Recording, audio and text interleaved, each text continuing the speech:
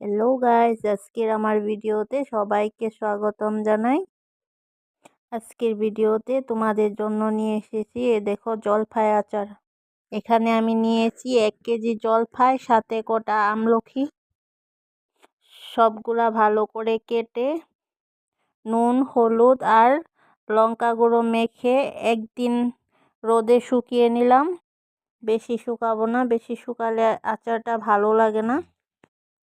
তারপরে দেখো কড়াইতে 1/2 লিটার তেল দিয়ে ভালো করে তেলটা গরম করে নিলাম। এদিকে মশলা কয়টা হালকা করে ভেজে নিলাম। এখানে দিলাম আমি চপগুটি, সর্ষে, মেথি, গোটা জিরা আর গোটা ধনিয়া। সবগুলা হালকা করে ভেজে ঠান্ডা করে মিক্সিতে পেস্ট করে নিলাম। তারপর তেলটা ঠান্ডা হওয়ার পর জলফাইগুলা একটা কৌটোতে ঢুকিয়ে তেলটা দিয়ে দিলাম।